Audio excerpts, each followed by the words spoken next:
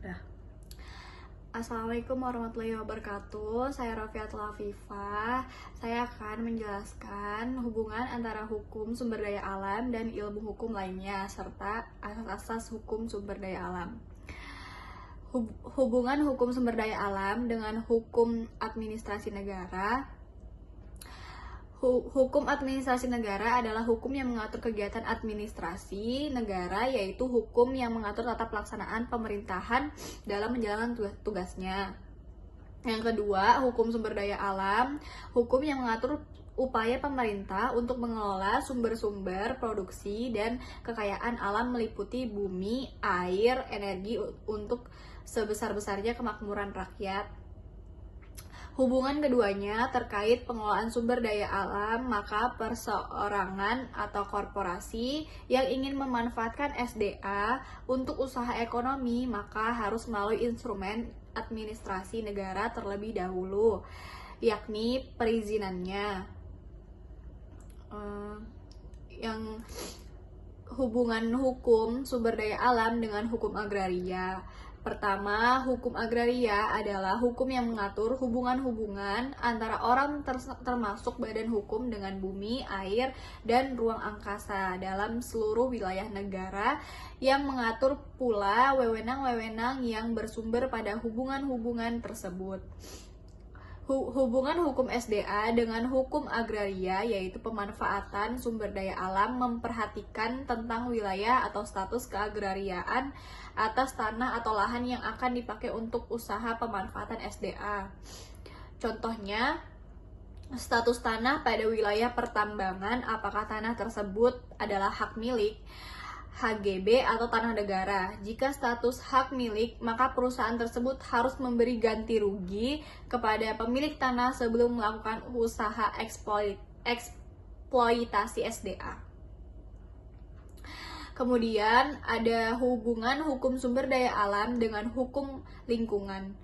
Hukum lingkungan adalah hukum yang mengatur tatanan lingkungan hidup di mana lingkungan mencakup semua benda dan kondisi termasuk di dalamnya manusia dan tingkah perbuatannya yang terdapat dalam ruang di mana manusia berada dan mempengaruhi kelangsungan hidup serta kesejahteraan manusia dan jasad-jasad hidup lainnya.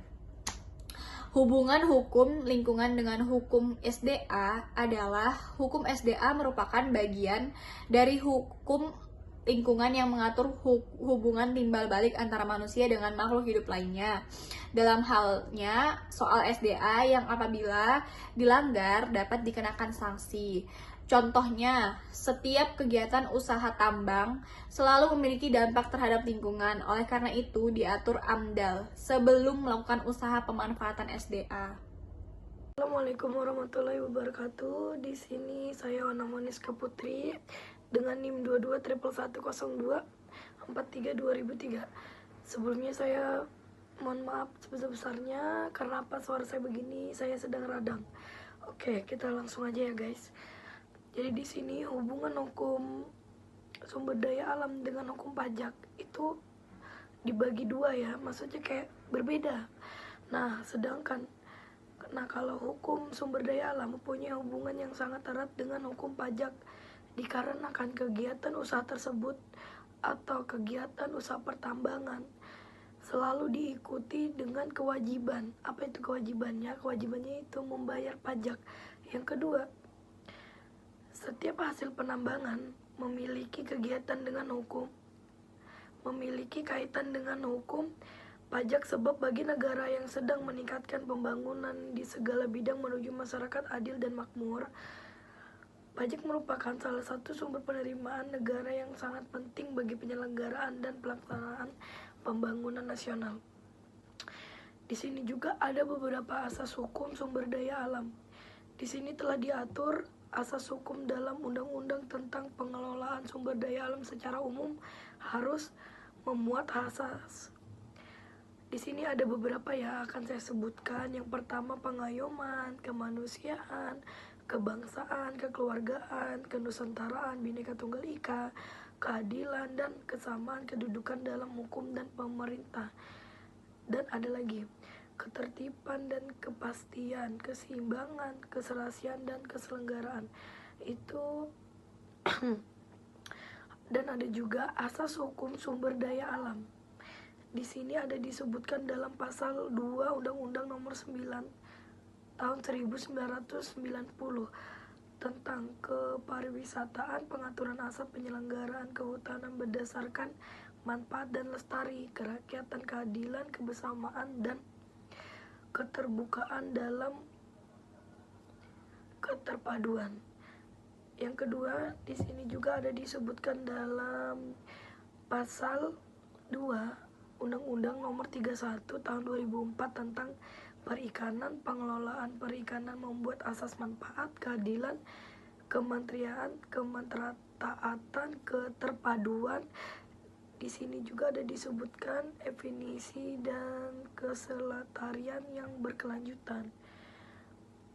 Yang terakhir dalam pasal 3 Undang-Undang Nomor 27 tahun 2007 tentang pengelolaan wilayah pesisir dan pulau-pulau kecil. Itu di sana itu ada memuat asas berkelanjutan, konsentrasi, keterpaduan, kepastian hukum, kemitraan, pemertaatan peran serta masyarakat, keterbukaan. Saya akan menjelaskan tentang asas hukum sumber daya alam. Yang pertama, dalam Undang-Undang Nomor 43 tahun 2008 tentang wilayah negara pasal 4 itu membuat asas kebangsaan, kenusantaraan, keadilan, keamanan, ketertiban, dan kepastian hukum, kerjasama, kemanfaatan, dan pengayuman. Yang kedua, ada di dalam Undang-Undang Nomor 3 tahun 2020 tentang pertambangan mineral dan batu bara pasal 2 memuat asas manfaat, keadilan, dan keseimbangan, keberpihakan kepada kepentingan bangsa, partisipatif, transparansi, dan akuntabilitas, berkelanjutan, dan berwawasan lingkungan. Kemudian yang ketiga ada dalam Undang-Undang Nomor 9 tahun 1996 tentang perairan Indonesia memuat asas kenusantaraan, manfaat, kebangsaan, keseimbangan, dan berwawasan lingkungan. Kemudian dalam Undang-Undang Nomor 22 tahun 2001 tentang minyak dan gas bumi memuat asas ekonomi kerakyatan, keterpaduan, manfaat, keadilan, keseimbangan, pemerataan, kemakmuran bersama dan kesejahteraan rakyat, keamanan dan keselamatan, kepastian hukum, berwawasan lingkungan. Dari beberapa asas di atas, hukum pada setiap undang-undang terkait sumber daya alam ada ditemukan beberapa perbedaan dan kesamaan. Perbedaan terletak pada tidak semua undang-undang mencantumkan asas kenusantaraan dan asas kebangsaan. Padahal asas ini sangat penting karena pengelolaan sumber daya alam yang berada di dalam wilayah NKRI tentunya diperlukan asas kenusantaraan sebagai ciri khusus wilayah negara Indonesia. Demikian pula asas kebangsaan. Asas ini penting untuk menyatukan bangsa Indonesia sehingga walau terpisah oleh lautan tetap dalam wilayah Nusantara yang merupakan satu kesatuan. Kemudian adanya kesamaan asas hukum dalam setiap peraturan perundang-undangan karena asas hukum merupakan intisari dari aturan yang mengandung nilai-nilai filosofis, sosiologis, dan moral suatu bangsa. Secara teoritis, asas hukum merupakan spirit yang terdapat dalam produk hukum, sehingga produk hukum dihasilkan benar-benar menggambarkan kesesuaian kondisi masyarakat yang dicita-citakan, yaitu seluruh rakyat merasakan keadilan, kemanfaatan, dan kepastian berada di naungan NKRI.